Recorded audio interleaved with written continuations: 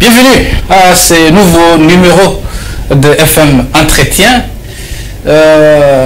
Nous avons le privilège d'avoir une dame sur ce plateau. Elle s'appelle Sarah Lotendo. Elle est vice-présidente de la Ligue des femmes du RICEP, le rassemblement de l'Union sacrée des élites progressistes. Donc le parti cher à l'autorité morale Martin Lukusa à Panou. Donc, le parti est dirigé au quotidien par le secrétaire général Placide Moumaka. Sarah Lotendo, bonjour et bienvenue dans FM Entretien. Bonjour, merci beaucoup. Comment vous allez? Oui, ça va bien, je vais bien, merci. Ça fait longtemps, c'est la première fois que vous passez sur nos antennes. Quelles sont vos impressions d'entrée de jeu sur ces plateaux de FM de télévision et les installations? En tout cas, j'ai aimé, vous avez une très belle chaîne et j'ai aimé aussi le côté logistique. En tout cas, je sens que vous êtes fort. Nous sommes forts. Oui. Voilà. Vous êtes bien organisés. Nous sommes bien organisés. Oui. Merci beaucoup. Nous allons parler avec vous sur... parce que le 8 mars, c'était la journée internationale de la femme. Et là, nous tendons déjà vers la clôture du mois de la femme. La raison pour laquelle nous vous avons invité sur ce plateau pour clôturer en beauté ce mois de la femme. Le sujet avec lequel nous allons aborder avec vous, c'est femmes de RICEP face à l'agression rwandaise. D'entrée de jeu, parce que nous parlons de la femme, quel est l'état des lieux que vous pouvez faire sur la situation de la femme en République démocratique du Congo? Oui, merci beaucoup pour la parole. Déjà, dans le contexte de guerre que notre pays fait face, il y a de cela plusieurs années. En tout cas, il est vraiment difficile à ce que nous puissions parler sur le droit de femmes. Vu que à l'est de notre pays, il y a des femmes qui sont massacrées, il y a des femmes qui sont tuées. Donc, à l'est de notre pays, les droits des femmes sont bafoués. En tout cas, il est difficile, en tout cas pour nous, surtout au moment où notre pays traverse cette crise sécuritaire, de pouvoir parler sur le droit de femmes. Bien sûr, on parle des droits des femmes qui sont bafoués, mais que fait la justice pour punir les hors-la-loi, hein, les gens qui ne respectent la loi, les gens qui bafouent les droits de la femme? Vous avez parlé de violences faites à la femme pendant cette période de guerre. Ne trouvez-vous pas que la justice peut s'en saisir pour que les coupables soient punis? Oui, la justice... Ou soit répondre de leurs actes. Oui, oui. La justice doit prendre toutes ces personnes qui bafouent les droits des femmes, qui violent les femmes, qui incitent les femmes à l'impudicité, parce que nous devons parler vraiment de l'impudicité forcée aussi de l'autre côté. Il y a même certaines femmes qui sont poussées à l'impudicité forcée. C'est la violence, c'est une violence. C'est une violence, justement. Et dans ça, donc, nous condamnons l'acte. Et nous voulons, c'est que c'est toutes ces personnes qui utilisent le corps de femmes comme étant armes de guerre, qu'ils soient vraiment arrêtés, qu'ils puissent répondre à leurs actes. Voilà. Alors, que faire maintenant pour... Parce que vous savez, Madame Sarah Lotendo, dans le Congo profond, ce n'est pas toutes les femmes qui ont les connaissances sur leurs droits. Oui. Que faire pour faire connaître leurs droits? Oui, pour que la femme puisse connaître ses droits, on doit d'abord sensibiliser les femmes en général, sensibiliser les femmes, parce que la plupart des femmes sont vraiment ignorantes, comme vous venez de le dire. Oui. Il faut sensibiliser les femmes sur les questions de leurs droits, et aussi, il faut même chercher à vulgariser cela, chercher à vulgariser les droits de femmes. S'il faudrait mettre ça même en lingala, en tshiluba, en swahili, de manière à ce que cela puisse atteindre un bon nombre de femmes. Il y a plusieurs tests juridiques qui protègent les droits de la femme, entre autres notre constitution. Et il y a la CEDEF, la Convention d'élimination des discriminations faites à l'égard de la femme, et faire la promotion des droits de la femme, c'est également aussi les protéger. Mais aujourd'hui, on se rend compte que ces droits, les droits des femmes ne sont pas protégés. Que faire? Pour parler donc, parce que quand on parle de la promotion, c'est quand on sensibilise, on protège, on défend, on parle de la promotion des droits de la femme. Oui, les droits des femmes ne sont pas protégés parce que déjà la femme elle-même, elle est ignorante. L'État a déjà mis des garde-fous pour protéger la femme. Maintenant, c'est quand on nous de connaître vraiment ce qui nous revient de droit. Alors, si tu es ignorante, c'est difficile même pour toi de te défendre parce que on défend seulement ce qu'on connaît. Ce qu'on ne connaît pas, c'est difficile de pouvoir le défendre. Voilà, c'est difficile pour défendre de ses droits à partir du moment qu'on ne maîtrise pas ses droits. Parce que même la Bible dit mon peuple périt faute de connaissances. Faute de connaissances. Donc, nous périssons parce que nous ne connaissons même pas nos droits. Et vous, qu'est-ce que vous faites au niveau de RICEP? Parce que vous êtes à la tête de la Ligue des femmes. Quel genre d'activité que vous pouvez mener, par exemple, pour amener les femmes à connaître leurs droits? Déjà, nous organisons des ateliers, des formations sur les questions de droit, d'égalité aussi, parce que nous sommes dans un milieu où il faut qu'il y ait l'égalité. Nous organisons aussi des conférences.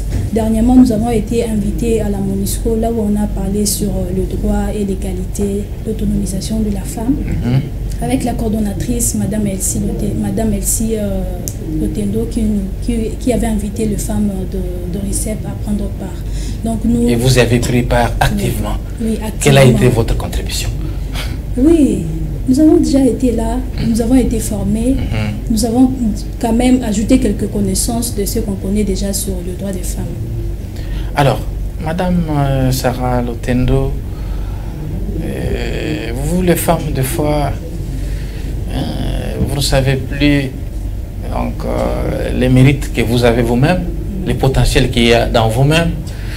Vous vous combattez nuit et jour entre vous-même, vous vous jalousez nuit et jour. Et pourquoi ces reculs? Ce sont des stéréotypes de genre qui fait en sorte que les femmes demeurent toujours dans ces conflits.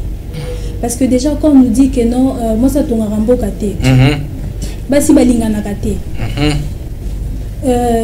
moi ça kuti ko konzanga te. Vous voyez déjà ce genre de paroles, ça fait en sorte que les femmes demeurent dans des conflits, demeurent dans des mésattentes, quoi. Nous devons bannir ce genre de stéréotypes parce que ça empêche la femme d'évoluer. C'est pour cela qu'il y a toujours des querelles entre nous, il y a toujours des disputes, donc comme quoi on ne s'aime pas. Moi je dirais que c'est faux, on s'aime. On s'aime, mais c'est que la société nous pousse à croire qu'entre nous, on ne peut pas rester ensemble, on ne peut pas construire aussi ces beaux pays, parce que les femmes déjà ne s'attendent pas. Ils ont la querelle entre elles, etc. C'est comme ça ne tient pas. C'est comme ça que ça ne tient pas. La raison pour laquelle Madame Sarah Lotendo, aux élections, par exemple, on voit une femme qui entre dans l'isoloir, dans l'urne, elle vote un homme. Au lieu de voter son amie femme, elle vote un homme. Et par après, vous allez commencer à pleurer. Et bien non, les femmes sont sous-représentées à l'Assemblée nationale. Les femmes sont sous-représentées au niveau des institutions de la République. Or, la cause, c'est vous-même aussi. Vous avez plus donné la chance à d'autres femmes leaders qui ont les mérites, qui peuvent émerger. Vous ne savez plus leur donner la chance. Bon, l'égalité ne se donne pas comme un gâteau. Ça s'arrache. Ça s'arrache. Ok. Il faut que les femmes qui nous représentent dans la politique soient quand même à mesure aussi. Donc, elles doivent s'affirmer. Ce n'est pas parce que je suis une femme et que je me suis présentée aux élections que mes sœurs doivent me voter. Non, je dois mériter. Si on ne vote pas une femme, ce n'est pas parce qu'on n'est pas solidaire, mais c'est parce que nous voulons voter la personne qui mérite. La personne qui mérite quand même. Là, comme moi par exemple, si une femme mérite, elle aura quand même à voir. Ok. En tout cas, Madame Sarah Lotondo, je rappelle que vous êtes... Lotendo plutôt, j'ai massacré votre nom. Je suis arrivé, Lotendo, je suis arrivé. Voilà, voilà, je suis arrivé. Je rappelle que vous êtes la vice-présidente des ligues de femmes du parti politique RUICEP, Rassemblement de l'Union Sacrée pour des élites progressistes. Donc RUICEP en sigle. Et revenons un peu sur cette date du 8 mars. Hein? Apparemment, les femmes en font trop. Hein? Ils ont réduit cette date au port d'épargne. Les femmes se trouvent dans les bars, hein, en train de danser, des danses obscènes. Est-ce que ces femmes ont conscience qu'il y a leurs consoeurs qui se sont battus pour qu'elles comprennent réellement leurs droits? C'est ça. Je veux revenir sur ce que j'avais dit. Les Congolaises, parce que je prends l'aspect féminin, on est tellement ignorantes que même des fois, je dirais même l'exemple, je donne l'exemple d'une fête comme la Saint-Valentin. La Saint-Valentin, c'est une fête des amoureux, c'est-à-dire pour des personnes qui se sont mariées légalement, que l'État connaît. Mais vous verrez même des macans, je dirais, et tout, aller fêter des enfants, de jeunes et tout, aller fêter dans des bars et tout. Maintenant, les personnes qui sont mariées, maintenant deviennent timides. Qu'est-ce qu'on va aller faire? Les enfants ont terminé toute la substance des mariés. Ils ont tellement inondé les bars et les restaurants. Donc c'est un peu ça, donc c'est l'ignorance. C'est l'ignorance qui fait en sorte que le 8 mars, les femmes partent fêter, danser et s'exhiber dans de boîtes de nuit. Mais vous, ça fait partie, vous, en tant que leader d'opinion, les femmes instruites qui militent au sein des partis, vous avez dépensé la planche. Comment ramener toutes ces femmes au bon sens, les ramener, leur montrer les bien fondés de la date du 8 mars? Ce n'est plus se retrouver dans les bars, ce n'est plus le port d'épargne. Donc il faut que la femme comprenne ses droits. Hein, comme je l'ai dit au sein de cet entretien, d'autres consoeurs, bien avant vous, qui ont compris ces messages, qui se sont battus, qui se sont émancipés pour avoir réellement leurs droits. Ça fait très mal en tout cas. Ça fait très mal de fois de voir que certaines femmes se sont battues, comme vous avez dit, se sont battues pour que nous puissions arriver là où nous sommes et qu'aujourd'hui certaines puissent... Au contraire, vous devez pérenniser les combats. Bafouer ce combat et réduire même les combats de ces femmes qui ont milité pour que nous puissions arriver jusque là où nous sommes, quoi. Nous devons continuer à insister, à marteler pour que les femmes comprennent. Nous devons vraiment insister là-dessus. Et cette insistance doit être de manière continuelle. Oui, de manière continuelle. De manière continuelle, à travers la sensibilisation, les conférences, débats, les ateliers. Et donc, mais comment faire parvenir, Madame Sarah Lotendo, comment faire parvenir les mêmes messages aux femmes du Congo profond? Une femme de Bilanga. Là, nous parlons français. Et pour une femme qui est à Kabea-Kamwanga, qui est à Tchela, hein, qui est à l'est de la République démocratique du Congo, comment faire parvenir les messages pour que toutes ces femmes aient le même entendement de la date du 8 mars? En tout cas, il faut faire même des descentes sur terrain. Il faut faire des descentes sur terrain. Donc, aller même dans des basses couches de la population pour que le message puisse passer. Il faudrait même descendre, s'il faut aller même à Kabea-Kamwanga pour prêcher les femmes. Donc, ça demande des moyens. Oui, ça demande beaucoup de moyens pour le faire aussi. Ça demande beaucoup de moyens. Parce que c'est comme l'évangélisation. L'évangélisation demande de moyens. Demande de moyens financiers conséquents. Alors, quel est, à votre entendement, le rôle que la femme peut jouer dans une société, une femme congolaise? Le rôle de la femme congolaise dans une société, je vais d'abord la placer au centre du développement. Parce que surtout au Congo, nous avons plusieurs femmes maréchales qui se battent pour nourrir leur famille, qui se battent même pour scolariser leurs enfants. Donc le rôle de la femme n'est pas seulement de donner naissance, de donner vie, mais c'est aussi de contribuer à l'économie et à l'avancement de notre pays. Voilà. Madame Sarah Lotendo, nous sommes en train de parler de la journée internationale de la femme. Là, c'est la clôture donc, du mois de la femme.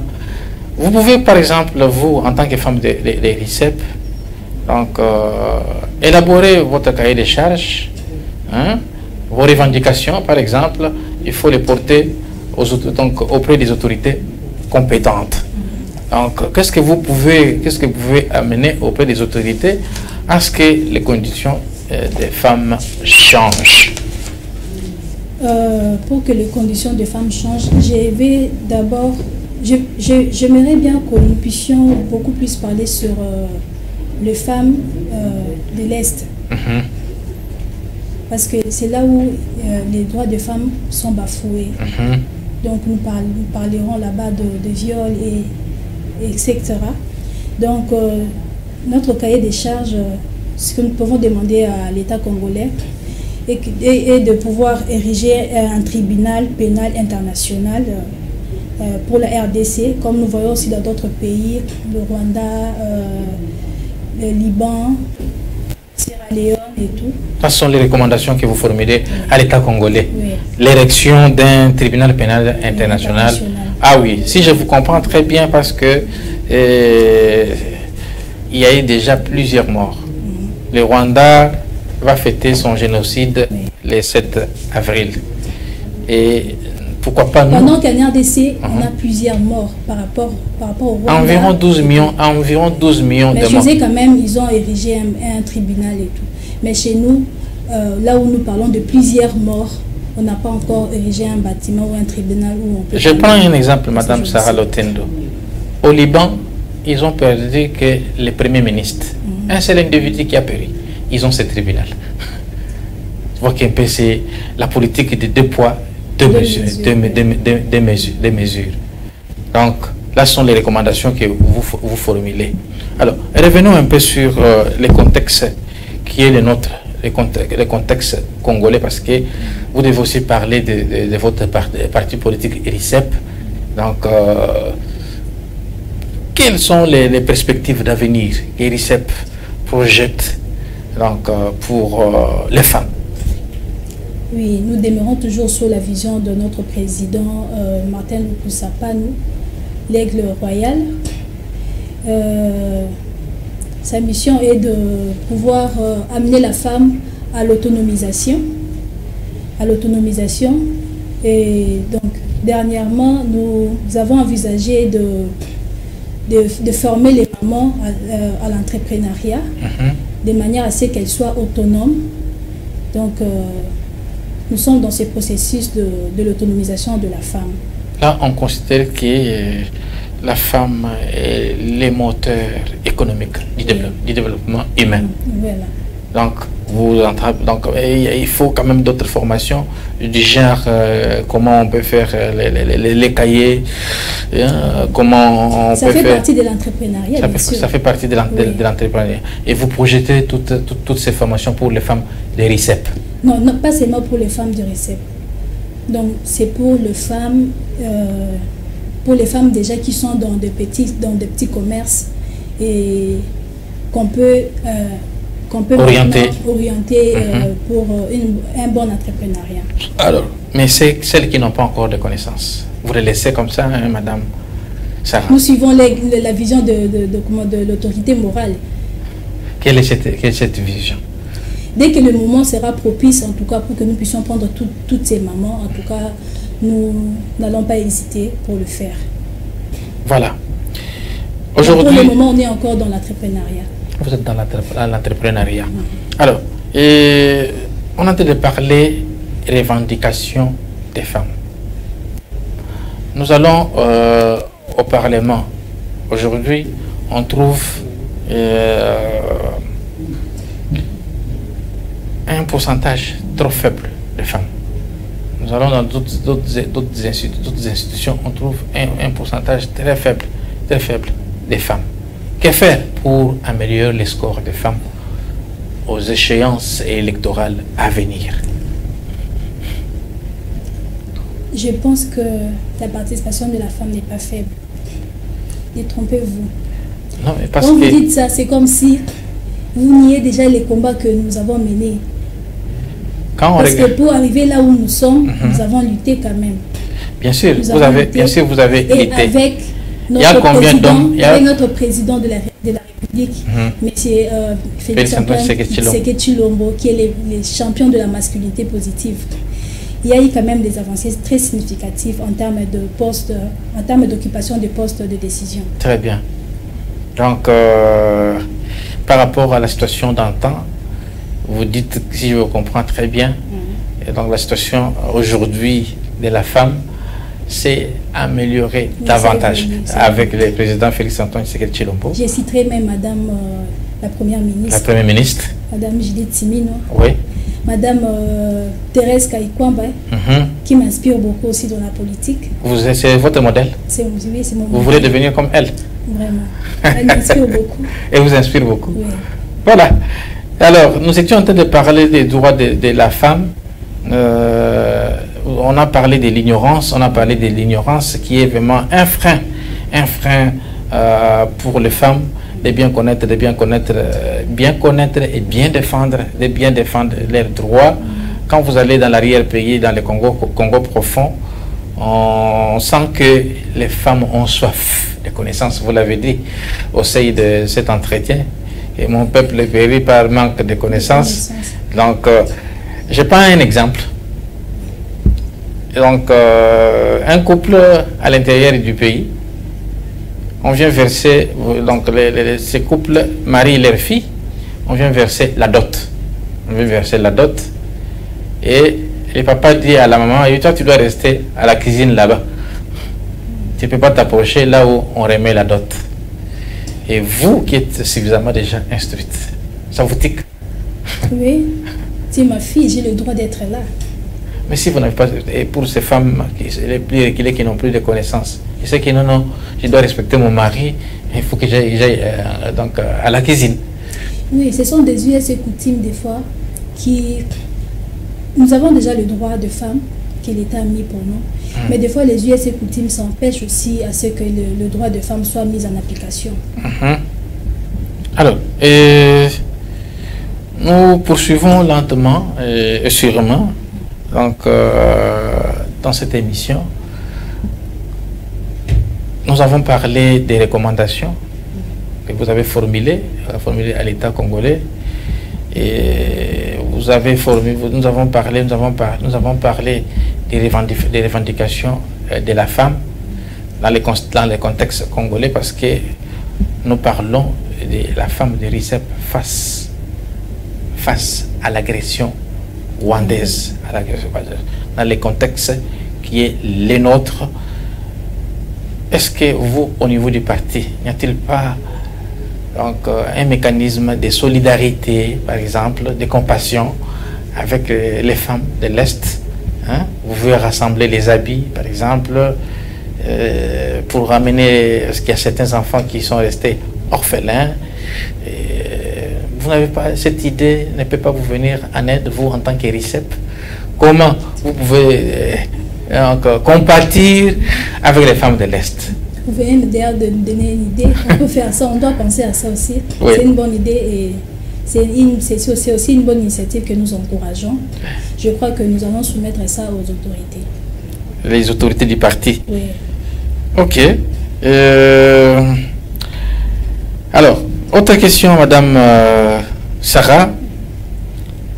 Quels sont les devoirs de la femme dans une société? Les devoirs qu'une femme peut remplir dans une société. Parce que vous-même, vous êtes la dame, vous êtes une femme. Donc, quels sont les devoirs que vous pouvez remplir dans une société? Éduquer une femme. C'est C'est éduquer toute une nation. L'éducation. Dans l'éducation. L'éducation. Quoi encore? Amener le développement. Donc, participer à l'économie Vous, personnellement, qu'est-ce que vous faites avec vos enfants? Moi? Oui. Vous en avez combien? J'ai 3 enfants. Vous avez quoi? 3 enfants. Voilà. Qu'est-ce que vous faites? J'ai fait mon devoir en tant que maman, en tant que mère. Donc, je les éduque, je les nourris, etc. Voilà. Donc, si je comprends très bien, donc la femme a un rôle clé à jouer dans un foyer. Dans un foyer, oui. Donc, la femme est au four et au moulin. Donc, elle prend soin des enfants, elle prend soin des papas. Oui, le papa aussi qui est un gros bébé. Comme un enfant. Qui est un gros bébé. Oui. Que vous encadrez.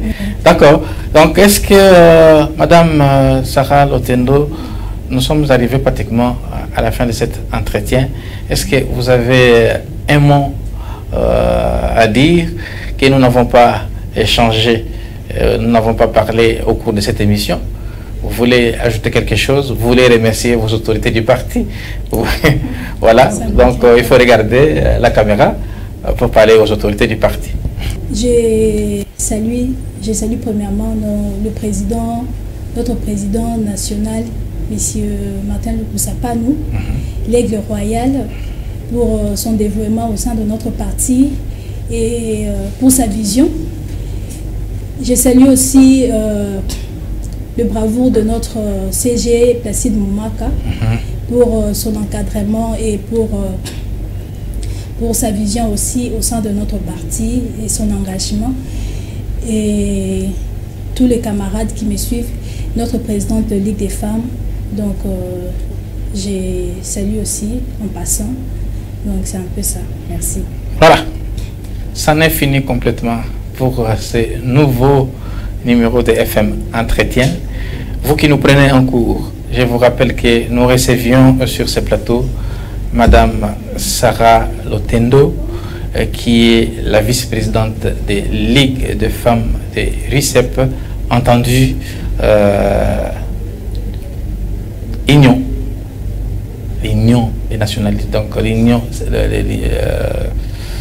RICEP, c'est le rassemblement de l'Union sacrée des élites progressistes. Donc c'est un parti politique donc, qui est au sein de l'Union sacrée. Voilà. Donc vous avez pris part aux consultations? Non. Vous y prendrez part? Non, voilà. C'est pas trop. Voilà. Ça n'est fini complètement pour ce nouveau numéro. On se retrouve prochainement. Donc avec une autre thématique, avec un autre casting. Donc quant à moi, je vous dis au revoir et bonne suite des programmes sur nos antennes. Au revoir.